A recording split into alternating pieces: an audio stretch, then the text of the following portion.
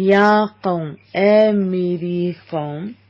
اب ایک بات نئی بہت ہی خوبصورت اور حکم بھی ہے کہ یا قوم، اے میری قوم، اے میرے بھائیو، ادخلوا، داخل ہو جو، اردا، زمین میں، یعنی ملک شام میں، مقدسہ جو پاک ہے، التی وہ جو، یا جس سے، کتبہ لکھ دیا ہے، رب کریم نے لکھ دیا ہے، اللہ نے، لکم تمہارے لیے، ولا ترتدوا اور نہ پھر جانا، علی ادبارکم اپنی پیٹھ پر. مراد کیا ہے؟ یعنی جیسے واپس جاتا ہے نا بندہ تو الٹے پاؤں جاتا ہے، پیچھے پیٹھ ہی نظر آتی ہے نا. ادبار دبر کی جمع ہے، اپنی پیٹھ. فتح قالبو پس پلٹ جاؤ، یا کہ ہو جاؤ گے، خاسرین یعنی اگر اسی طرح رخ کر کے چلے گے تو خسارہ پانے والوں میں سے ہو جاؤ گے.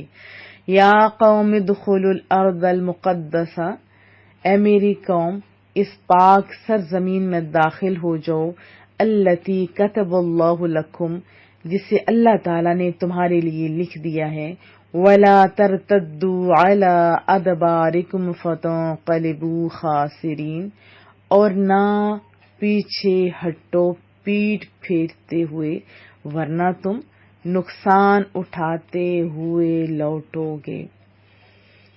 قالو وہ جو ان کی قوم کے لوگ تھے وہ کہنے لگے، یا موسیٰ اے موسیٰ، ان فیہا تحقیق اس میں، قومن قوم ہے، ایسی قوم، جبارین بہت یعنی طاقت والی، جیسے ہوتے ہیں نا بہت زبردست، جیسے بہت سخت زور آور. اور یہ مبالغہ کا صیغہ ہے، جبار اس کی واحد ہے. قالو یا موسیٰ ان فیہا قوم جبارین، اب ان کی قوم کے لوگ کہنے لگے، اے موسیٰ اس زمین میں تو بڑے جابر لوگ، جابر قوم آباد ہیں. وَإِنَّ اور ہم، لَن نَدْخُلَهَا ہرگز داخل نہیں ہوں گی اس سرزمین میں، حَتَّى يَخْرُجُوا مِنْهَا یہاں تک کہ وہ نکل جائیں، منہا کی زمین اس ارض کی طرف جا رہی ہے، اس زمین سے نکل نہ جائیں. وَإِنَّا لَن نَدْخُلَهَا حَتَّى يَخْرُجُوا مِنْهَا اور جب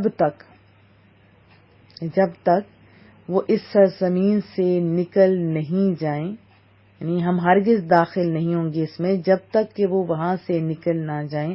فَإِن يَخْرُجُوا پھر اگر وہ نکل جائیں، منہا اس میں سے، اس سرزمین میں سے.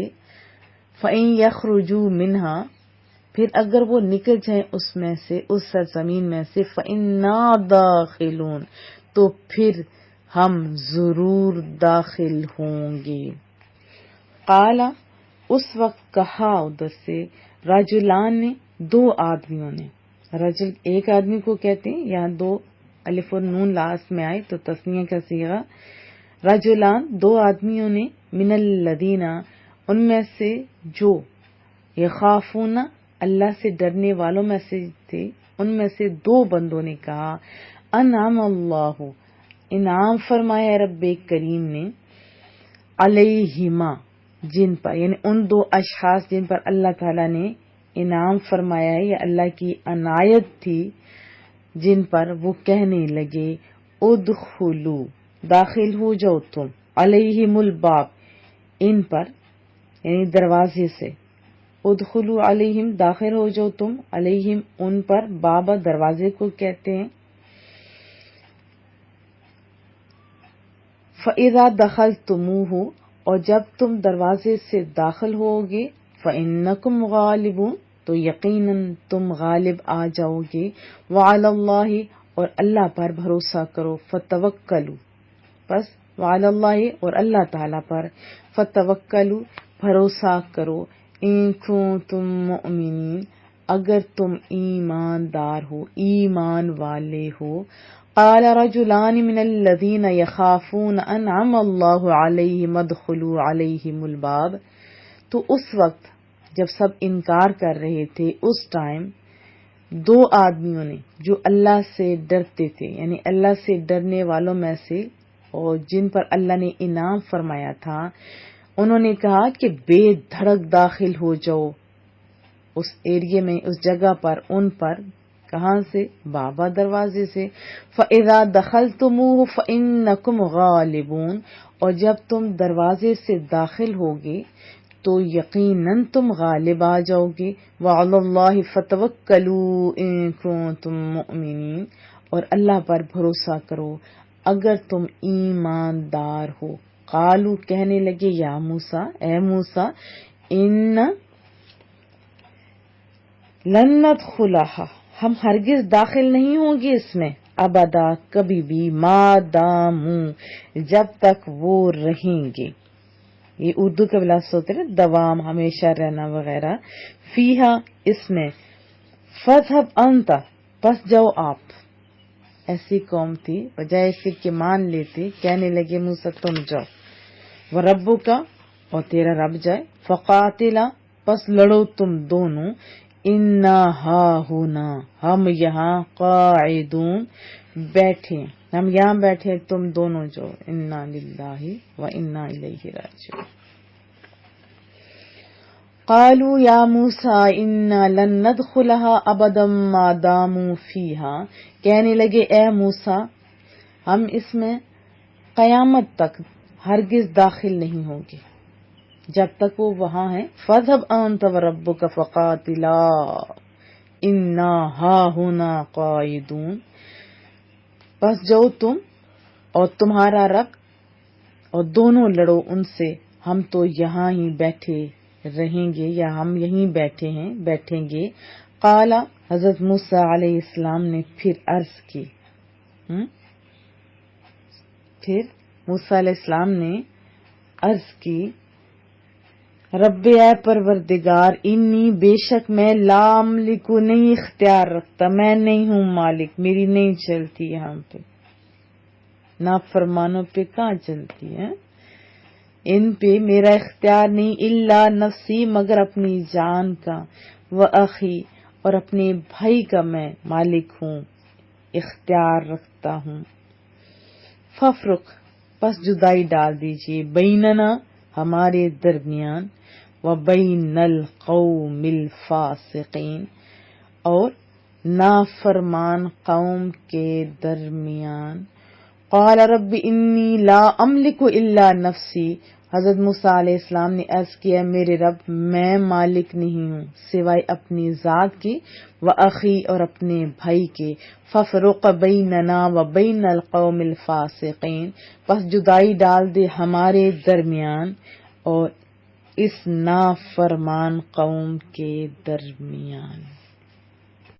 آیت 20 میں حضرت موسیٰ علیہ السلام نے اپنی قوم کو اللہ تعالیٰ کی نعمتیں یاد دلائی تھی، اور 21 میں اپنی قوم کو اللہ تعالیٰ کی نعمتیں یاد دلانے کے بعد ان کو اپنے دشمنوں پر جہاد کے لیے نکلنے کا حکم دیا.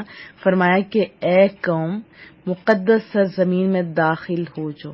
اور اس زمین کو مقدس اس لیے کہا گیا کہ وہ انبیاء کرام کی مسکن تھی، رہائش گاہ تھی. تو اس سے یہ بھی پتہ چلا کہ انبیاء کرام کی سکونت سے زمینوں کو بھی شرف حاصل ہوتا ہے اور دوسروں کے لیے باعث برکت ہوتی ہیں.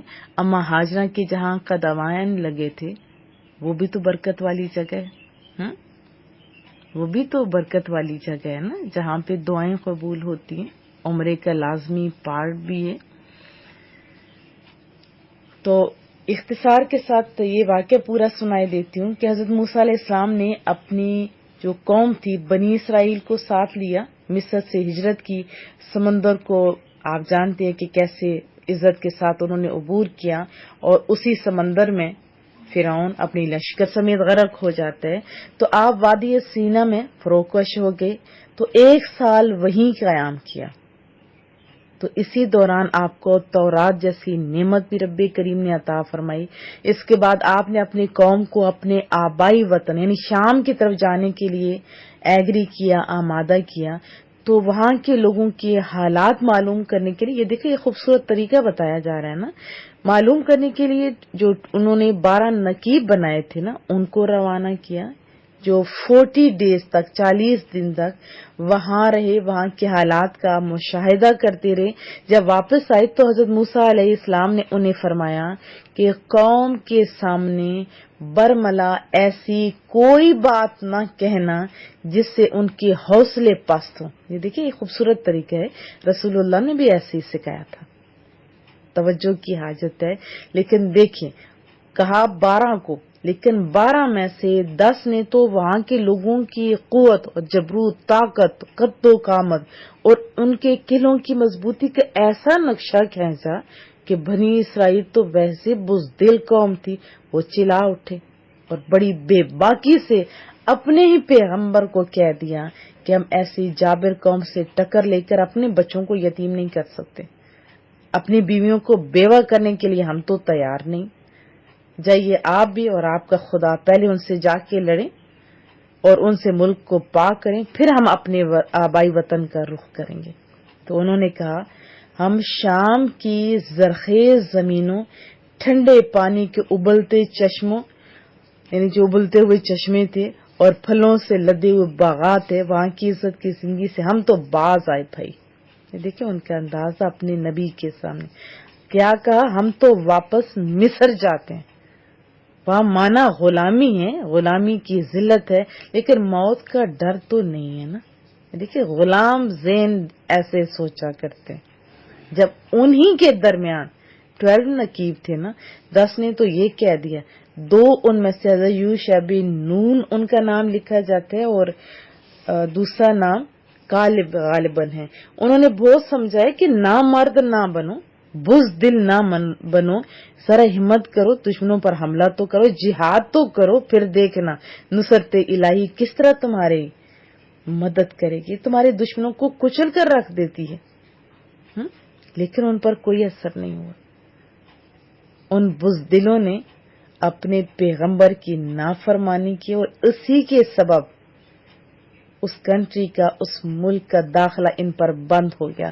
پھر یہ 40 ایئر جو یہاں پہ تذکرہ ہے نا، 40 سال تک، 40 سال تک وہ لوگ مختلف بیابانوں اور صحراؤں کی خاک چھانتے پھرے. پھر اس مدت میں غلامی کی گود میں پلے ہوئے اسرائیلی لقمہ اجل بن گئے، اور آزادی کی فضا میں پیدا ہونے والے بچے وہی صرف پروان چڑھے. انہوں نے شام پر حملہ کیا اور پھر فاتح ہوئے. تو اس سے ہمیں کیا پتہ چلا؟ یہ ہمیں کیوں سکھایا گیا؟ یہ ہمیں کیوں بتایا جا رہا ہے؟ ہمیں اس لیے بتایا جا رہا ہے کہ یہ حقیقت ہے کہ آزادی کی نعمت اسی قوم کو عطا فرمائی جاتی ہے جو اس کے لیے سر دھڑ کی بازی لگانے کے لیے ریڈی ہوں. امن کن کو ملتا ہے؟ جو محنت کرتے ہیں، بہادر لوگ ہوتے ہیں. ان کی سوچیں بھی بڑی پیاری ہوتی ہیں، ان کی سوچیں بھی بڑی پیاری ہوتی ہیں. بہادر لوگ بڑے بڑے کام کرتے ہیں، بزدل خالی لڑا کرتے ہیں. جیسے ہمارے مرد ہیں، گھروں میں بیٹھ کے مرد بنے ہوئے، اپنی بیویوں کو بولنے کی کیا کہتے ہیں کہ اجازت بھی نہیں دیتی. اسی طرح عورتیں وہ بھی خراب ہو رہی ہیں. ہمارے بچوں کی کیا حالت ہو چکی ہے نا. ایسی بات، ایک جہاد بھی بہت بڑی نعمت ہے، یاد رکھیں. بہادر لوگ کچھ کیا کرتے ہیں. ان کی سوچیں بھی پازیٹو ہوتی ہیں، ان کے بول بھی میٹھے ہوتے ہیں، کیونکہ ان کی صلاحیتیں اجاگر ہوتی ہیں، اور ان کی جو غلط سوچیں ہمارے معاشرے میں پروان چڑھتی جا رہی ہیں وہ ختم ہو جاتی ہیں. اور دوسرا سبق اس میں ہمیں یہ ملا کہ بہادر لوگوں کا ہی تذکرہ بعد میں بھی جاری رہتا ہے، جو نیک ہوں، صالح ہوں اور بہادر ہوں، جو اللہ اور اس کے رسول کے احکامات کو مانتے ہوں. جیسے 2 شخص، ادھر رجلان کا لفظ ہے نا، یخافون انعم اللہ علیہم ادخلوا علیہم الباب، یہ پڑھا ہے نا، علیہم ادخلوا علیہم الباب. یہ کیا ان کا یہ تذکرہ کیوں ہے؟ لوگوں تم بھی سوچو. جو اللہ سے ڈرتے ہیں، جو اپنے انبیاء کی بات مانتے ہیں، ان کے تذکرے ایسے ہی بعد میں جاری رہتے ہیں. اور اس میں ایک اور بات حضرت موسیٰ علیہ السلام نے عرض کی کہ اے میرے ربا، میرے ربا لا املک الا نفسی و اخی فافرق بیننا و بین القوم الفاسقین. حضرت موسیٰ علیہ السلام نے اپنے قوم کے جواب سے جب غم زدہ ہوئے تو پھر اللہ کی بارگاہ میں عرض کی کہ مولا کریمہ مجھے صرف اپنی جان اور اپنے بھائی ہارون کا اختیار ہے، اور تو ہمارے اور نافرمان قوم کے درمیان جدائی ڈال دے اور ہمیں ان کی صحبت اور قرب سے بچا، اور یہ کہ ہمارے اور ان کے درمیان فیصلہ فرما دے. یہاں سے ہمیں کیا پتہ چلا کہ جب ایسے لوگ ہوں تو ان سے سیپریٹ ہو جانا بہتر ہوتا ہے. یہی پتہ چلا نا کہ بروں سے علیحدگی اچھی چیز ہے جس کی حضرت موسیٰ علیہ السلام نے دعا فرمائی، اور دوسرا یہ کہ بروں کی برائی سے نیک بھی بعض اوقات مشقت میں پڑ جاتے ہیں، جیسے کہ ان نافرمانوں کی وجہ سے حضرت موسیٰ علیہ السلام کو بھی مقام تی میں قیام فرمانا پڑا، اگرچہ اللہ تعالیٰ نے آپ کے لیے سہولیات میسر فرما دی تھی. اور تیسری بات جو بڑی عام یعنی اچھوں کی صحبت سے برے بھی فیض حاصل کر سکتے ہیں، جیسے کہ حضرت موسیٰ علیہ السلام کی برکت سے بنی اسرائیل کو مقام تی میں من و سلوہ ملا، پتھر سے پانی کے 12 چشمے، اور وہ لباس عطا ہوا جو اتنے عرصے تک نہ گلا نہ ہی میلا ہوا. تو کن کی صحبت اختیار کرنی چاہیے؟ اچھوں کی صحبت، اور بروں سے بچتے رہنا چاہیے. ہاں، اصلاح کی کوشش کرتے رہنا چاہیے، یہ بھی ذہن نشین سے اصلاح کی کوشش کرتے رہنا چاہیے. اور آیت 26 میں بنی اسرائیل کی بزدلی، جیسے میں نے پورا واقعہ آپ کو سنا دیا بہت ہی خوبصورت انداز میں، کہ اس سے جو ہمارے لیے اسباق ہیں وہ بھی ہم نے سن لیا اللہ کی فضل سے. اور بنی اسرائیل کی بزدلی اور حضرت موسیٰ علیہ السلام کے حکم پر عمل نہ کرنے کی سزا بنی اسرائیل کو کیا ملی کہ ان پر مقدس سرزمین 40 ایئر تک حرام کر دی گئی، یعنی بنی اسرائیل اب مقدس سرزمین میں نہ داخل ہو سکیں گے. یہ ایک تو سزا ہوئی، یعنی وہ زمین جس میں یہ لوگ بھٹکتے پھرے تقریباً 27 میل تھی جو لکھی گئی ہے، اور جو قوم تھی وہ کئی لاکھ افراد پر مشتمل تھی. وہ سب اپنے سامان لیے تمام دن چلتے تھے، یہ ان کی سزا تھی. اور کتنی اذیت تھی. کیا جہاد بہتر نہیں تھا؟ اور جب شام ہوتی یہ دن کو چلتے رہتے تو اپنے آپ کو وہیں پاتے جہاں سے چلے تھے. یہ ہم لوگ کتابوں میں پڑھتے ہیں، یہ ان پر سزا تھی، یہ اللہ کی سزا تھی نا کہ انہیں منزل نہیں مل رہی تھی. ہاں، حضرت موسیٰ علیہ السلام، حضرت ہارون، حضرت یوشع اور حضرت کالب، وہ جو نیک 2 ہستیاں تھیں، ان پر اللہ نے آسانی فرمائی، ان کی مدد فرمائی. جیسے حضرت ابراہیم علیہ السلام کے لیے آگ کو ٹھنڈا کیا، سلامتی والا. آگ تو جلانے والی ہوتی ہے لیکن ان کے لیے سلامتی والی اللہ ہے نا. اور اتنی بڑی جماعت عظیمہ کا اتنے چھوٹے حصے یعنی زمین میں 40 برس اس طرح حیران پریشان پھرنا، وہاں سے نہ نکلنا، خلاف عادت میں سے ہے نا ایسی بات. لیکن جب بنی اسرائیل نے اس جنگل میں حضرت موسیٰ علیہ السلام سے کھانے پینے کی ضروریات اور تکالیف کی پھر شکایت کی، پھر آئے تو کس کے پاس؟ نبی کے پاس. تو اللہ نے پھر حضرت موسیٰ علیہ السلام کی دعا سے ان کو آسمانی غذا دی تھی، یعنی من و سلوہ عطا کیا تھا، لباس بھی دیا تھا جو بھی ہم نے سنا. جو جسم دیکھیں لباس کیسا تھا، جسم کے ساتھ خود بخود بڑھتا تھا. ہو سکتا ہے، کیوں نہیں ہو سکتا؟ ہماری سکن بھی تو ایسے بڑھتی رہتی ہے، ہڈیاں بڑھتی ہیں تو ساتھ سکن بھی خود بخود بڑھنا شروع ہو جاتی ہے. مالک ہے، وہ کچھ بھی کر سکتے ہیں. پھر سفید پتھر نکوئے طور کا عنایت کیا جانا، جب یعنی سفر ہوتا، جب رخت سفر اتارتے اور کسی وقت ٹھہرتے تو حضرت موسیٰ علیہ السلام اس پتھر پر عصا مارتے، اس سے بنی اسرائیل کے آپ جانتے ہیں کہ 12 چشمے بھی جاری ہو جاتے ہیں. سایہ کرنے کے لیے پھر بادل بھی بھیجا جاتا ہے. میدان تی میں جتنے لوگ داخل ہوئے ہوتے ہیں ان میں سے تقریباً 24 سال سے زائد عمر کے تھے، سب مر گئے سوائے حضرت یوشع بن نون اور کالب بن یوقنا کے. اور جن لوگوں نے عرض مقدس میں داخل ہونے سے انکار کیا وہ میں آپ کو بتا چکی ہوں. اور مقام تی خود آپ سوچیے، حضرت ہارون، حضرت موسیٰ علیہ السلام، وہیں پھر ان کا آخری سفر بھی ہوتا ہے. پھر حضرت یوشع علیہ السلام کو نبوت عطا کی جاتی ہے اور یہ لوگ اللہ کے حکم کے مطابق جہاد کرتے ہیں اور پھر فاتح ہو جاتے ہیں. آپ بھی اپنی صلاحیتوں کو پازیٹیو وے میں لے کے چلیں. تھوڑی سی زندگی یاد رکھیں، بہت تھوڑی زندگی، اس میں کچھ کر لیں. یہ آپس میں لڑ کے اور پتہ نہیں اتنی صلاحیتوں کو غلط طریقے سے ضائع کیا جا رہا ہے.